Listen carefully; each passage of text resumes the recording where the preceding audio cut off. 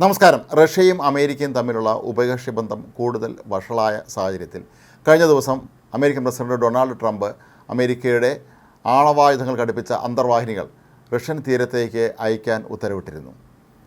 ഇത് സംബന്ധിച്ച് ഉടൻ തന്നെ തീരുമാനമുണ്ടായി എന്നാണ് പറയപ്പെടുന്നത്. ഈ അന്തർവാഹിനികൾ വളരെ മാരകമായ പ്രഹരശേഷിയുള്ളവയാണ്. ഓരോ അന്തർവാഹിനിയിലും 20-ലധികം ആണവ മിസൈലുകൾ ഉൾക്കൊണ്ടിട്ടുണ്ട് എന്നാണ് പറയപ്പെടുന്നത്. ഏതായാലും റഷ്യ ഇതിനോട് ശക്തമായ രീതിയിൽ തന്നെയാണ് തിരിച്ച് പ്രതികരിച്ചിരിക്കുന്നത്. റഷ്യയും ചൈനയും സംയുക്തമായി ജപ്പാൻ കടലിൽ ഇപ്പോൾ നാവിക അഭ്യാസ പ്രകടനം നടത്തുകയാണ്. അന്തർവാഹിനികളെ നേരിടുന്നത് സംബന്ധിച്ചും അതല്ലാതെ പൊതു യുദ്ധതന്ത്രങ്ങൾ ആവിഷ്കരിക്കുന്നതിലുമൊക്കെ തന്നെ ഇരു രാജ്യങ്ങളും എന്തൊക്കെയാണ് ചെയ്യുന്നത് എന്നുള്ള സംബന്ധിച്ച പരിശീലനമാണ് ഇപ്പോൾ അവിടെ നടന്നുകൊണ്ടിരിക്കുന്നത്. 2022 റഷ്യയും യുക്രൈനും തമ്മിലുള്ള യുദ്ധം ആരംഭിച്ചതിന് ശേഷം ചൈന റഷ്യയുമായി പ്രതിരോധ വിഷയങ്ങളിൽ സഹകരിക്കുന്നുണ്ടായിരുന്നു. അതിൻ്റെ കൂടി ഭാഗമായിട്ടാണ് കഴിഞ്ഞ 3 വർഷങ്ങളായി നടക്കുന്ന ഈ ഒരു സംയുക്ത നാവിക അഭ്യാസ പ്രകടനം ഇപ്പോഴും ഇവിടെ നടന്നുകൊണ്ടിരിക്കുന്നത്. കഴിഞ്ഞ ദിവസം റഷ്യയുടെ മുൻ പ്രസിഡന്റ് ദിമിത്രി മെദ്വദേവ് അമേരിക്കയ്ക്കെതിരെ ചില പരാമർശങ്ങൾ നടത്തിയിരുന്നു. ഇതിന് പ്രസിഡന്റ് ഡൊണാൾഡ് ട്രംപ് ശക്തമായ തോതിലുള്ള തിരിച്ചടിയും നൽകിയിരുന്നു. മെദ്വദേവിനെ പരാജയപ്പെട്ട പ്രസിഡന്റ് എന്നാണ് അദ്ദേഹം വിശേഷിപ്പിച്ചത്.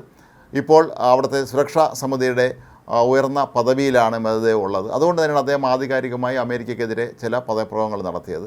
ഏതായാലും ട്രംപിനെ സംബന്ധിച്ചിടത്തോളം ഇത് തന്നെ അവമാനിക്കുന്നതിന് തുല്യമായി തോന്നുകയും ശക്തമായ രീതിയിൽ പ്രതികരിക്കുകയും ചെയ്തിരുന്നു. മെദ്വദേവ് കഴിഞ്ഞ ദിവസം പറഞ്ഞത് തങ്ങൾ ഇറാനല്ല റഷ്യയാണെന്നുള്ള കാര്യം ഓർക്കണമെന്നും ആണവശക്തിയിൽ തങ്ങൾ ലോകത്തെ ഏറ്റവും പ്രധാനപ്പെട്ട ഒരു രാജ്യമാണ് എന്നുമൊക്കെയായിരുന്നു മെദ്വദേവ് പറഞ്ഞിരുന്നത്. അതിന് മറുപടിയായിട്ടാണ് ഒരുപക്ഷെ അടിയന്തരമായി തന്നെ ഈ അന്തർവാഹിനികളെ അങ്ങോട്ട് അയക്കാൻ പ്രസിഡന്റ് ട്രംപ് ഉത്തരവിട്ടിരുന്നത്. ലോകത്ത് ഏറ്റവും അധികം ആണവായുധങ്ങൾ വഹിക്കുന്ന അന്തർവാഹിനികൾ സ്വന്തമായുള്ള രാജ്യങ്ങളാണ് റഷ്യയും അമേരിക്കയും എന്നുള്ളതാണ് ഇതിൻ്റെ ഏറ്റവും പ്രധാനപ്പെട്ട കാര്യം. ഒരു 3ാം ലോക മഹായുദ്ധത്തിൻ്റെ തുടക്കമായി ഒരുപക്ഷെ ഇതിനെ കണക്കാക്കാമെന്നൊക്കെ നേരത്തെ പലരും പ്രവചിച്ചിരുന്നുവെങ്കിലും അത്തരത്തിലുള്ള സംഭവങ്ങളൊന്നും ഉണ്ടാകാനുള്ള സാധ്യത കുറവാണ് എന്നാണ് പൊതുവെ വിലയിരുത്തപ്പെടുന്നത്. കാരണം ഇരു രാജ്യങ്ങളും ഇപ്പോൾ യുദ്ധം ആഗ്രഹിക്കുന്നില്ല. അമേരിക്കയെ സംബന്ധിച്ചിടത്തോളം ഡൊണാൾഡ് ട്രംപ് ഇപ്പോൾ പല രാജ്യങ്ങളുമായും വ്യാപാര കരാറിൻ്റെ പേരിൽ വ്യാപാര യുദ്ധം തന്നെ നടത്തുന്ന സമയമാണ്. അതിൻ്റെ ഒരു വശത്തു കൂടി റഷ്യയുമായുള്ള തർക്കം മുറുകുന്നു. കൂടാതെ ട്രംപിനെ സംബന്ധിച്ച് വളരെ പ്രധാനപ്പെട്ട ഒരു കാര്യം, താൻ അമേരിക്കൻ പ്രസിഡൻ്റായാൽ റഷ്യ യുക്രൈൻ യുദ്ധം അടുത്ത ദിവസം അവസാനിപ്പിക്കുമെന്നാണ് അദ്ദേഹം പ്രചാരണ വേളയിലൊക്കെ തന്നെ വീമ്പടിച്ചിരുന്നത്. പക്ഷേ അതിപ്പോൾ നടന്നിട്ടില്ല. ഇക്കാര്യത്തിൽ റഷ്യയുടെ നിലപാടിനെ പലതവണ നേരത്തെയും ട്രംപ് വിമർശിച്ചിരുന്നു. റഷ്യൻ പ്രസിഡന്റ് വ്ളാഡിമിർ പുടിനെയും വളരെ മോശമായ ഭാഷയിൽ ട്രംപ് പലതവണ വിശേഷിപ്പിച്ചിട്ടുണ്ടായിരുന്നു. ട്രംപ് പറയുന്നത് പുടിൻ ഒരാളാണ് ഇതെല്ലാം കുഴപ്പത്തിലാക്കുന്നത് എന്നുമായിരുന്നു.